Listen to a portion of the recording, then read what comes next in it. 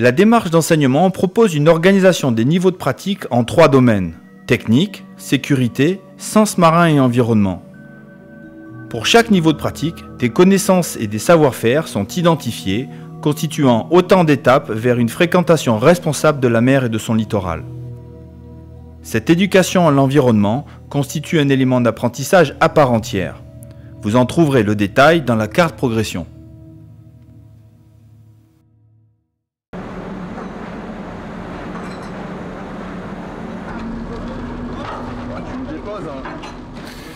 L'IFREMER est un institut de recherche national dont le but, en fait, est de préparer la gestion durable du milieu marin.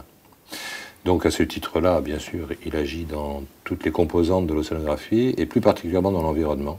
Et par conséquent, notre rôle, c'est d'exercer d'une part une surveillance de ce milieu par l'intermédiaire d'un certain nombre de réseaux et d'autre part de comprendre les processus, comment une pollution va agir sur le milieu.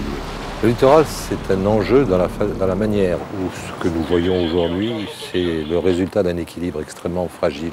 Entre dans cet équilibre les données géographiques, la nature du sédiment, les courants, la météo, la climato, mais rentre également dans cet équilibre la qualité physico-chimique et la qualité du couvert végétal sous-marin, qui en fait font un équilibre qui évolue tous les jours, mais qui est un équilibre extrêmement instable. Ce qui veut dire que le moindre petit geste peut devenir une cause de déséquilibre et peut avoir finalement des répercussions qu'on ne soupçonne pas. 1 heure de route au large de Marseille, les poubelles à la mer. Chimiques, pots de peinture, alimentaires, les conserves et tout, à la mer. Et qui c'est qui les ramasse? C'est les pêcheurs. Et on a demandé à des sponsors, Temaco, la Fondation de France, qui nous a aidés à avoir ces poubelles à bord. Regardez. Voilà, regardez toutes les merdes qu'on ramasse en mer, que les pêcheurs ramassent. On ne jette plus rien.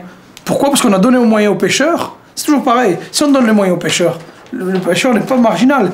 Il joue le jeu, c'est son intérêt de préserver la faune et la flore. La place est comptée à bord d'un bateau. Si vous leur donnez des conteneurs à récupérer, il n'y a pas de problème. Regardez, on les a récupérés, on les a jetés. Chaque fois qu'on rentrait le soir, c'est 2-3 conteneurs. Et en 3 ans, on peut dire que la rade et le golfe de Marseille, les chalutiers de Marseille l'ont nettoyé. Tous les sites sont à protéger d'un point de vue utilisation quotidienne. Et par conséquent, c'est partout la même vigilance qu'il convient de garder. On a vraiment l'impression que la puissance de la mer est infinie. Alors physiquement, c'est vrai. Mais chimiquement, par contre, elle est très fragile. Et on a cru pendant très longtemps que tout ce que l'on rejetait, finalement, la mer l'a digéré. Et on parlait même à l'époque du pouvoir auto-épurateur de la mer. Et comme il y avait des scientifiques effectivement qui défendaient cette thèse, eh bien, on ne s'est pas retenu. En fait, ce pouvoir auto-épurateur, il est extrêmement limité. Et par conséquent, cette puissance apparente cache en fait une réelle faiblesse du milieu marin.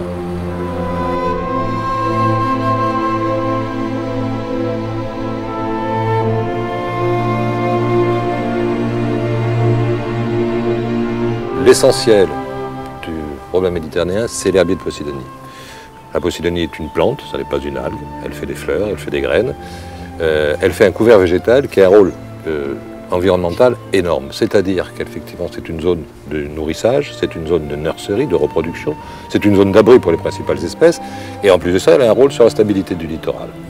Lorsque le plaisancier prend le mouillage, eh bien il va falloir qu'il en fait évite ce que je vois trop souvent, au moins sur nos plages, c'est-à-dire qu'il descend son ancre et puis il va battre en arrière pour être bien sûr que son ancre a bien croché. Et là, il va effectivement arracher une touffe de Posidonie, créer une cicatrice, et cette cicatrice-là, eh bien, par un processus érosif tout simple, qui rappelle un petit peu celle des marmites de géants dans un torrent, eh bien, ça va s'agrandir et ça va miter l'herbier de Posidonie. En cas de carénage, par exemple, il faut aller dans les zones de carénage et non pas essayer de nettoyer la coque de son bateau dans le milieu naturel. Donc il y a des aires de carénage avec un certain nombre d'équipements, eh bien il faut les utiliser. Il y a notamment des équipements de récupération des huiles usagées, il y a des poubelles tout simplement. On a besoin de peintures anti-fouling. Certaines de ces peintures sont extrêmement nocives pour le milieu naturel, eh bien il faut les éviter.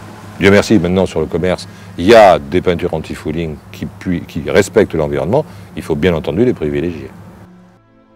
L'apparition des toilettes chimiques à bord de bateaux, c'est une grande invention et c'est très bien, tout le monde s'en réjouit. Simplement, de temps en temps, il faut vidanger ces installations et c'est vrai que quelquefois pour des problèmes purement matériels, c'est-à-dire un raccord qui n'est pas adapté au système de récupération, eh bien certains plaisanciers ont tendance à vidanger leur WC chimique en pleine mer.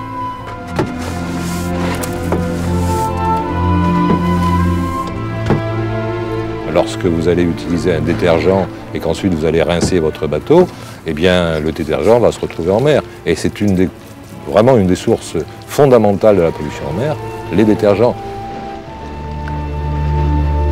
Le moment du repas est un moment difficile pour l'environnement parce que généralement, d'abord, on a une certaine tendance à rejeter les reliefs alimentaires. On se dit que c'est biodégradable, sans compter du plastique. Mais ça, je crois que tout le monde le sait maintenant. Le plastique, c'est une durée de vie qui varie entre plusieurs décennies et plusieurs siècles pour les plus épais. Et puis il y a le moment de la vaisselle.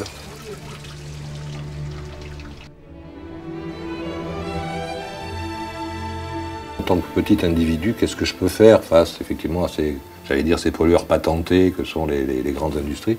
Non, il y a un rôle, il y a des efforts à faire de tous les côtés, de part et d'autre. Et je pense que chacun doit effectivement prendre conscience qu'il est acteur de cette pollution. Cet effort, il est susceptible de le réclamer de tous les autres usagers et qu'à ce moment-là, on passe d'un effort individuel à un véritable changement de mentalité. La Fédération française de voile, en collaboration avec l'Ifremer et le Conservatoire du littoral, tient à la disposition des moniteurs un kit environnement. Une série de fiches propose des contenus ainsi que des conseils pédagogiques utiles pour concevoir des séances qui valorisent l'éducation à l'environnement dans des situations de navigation.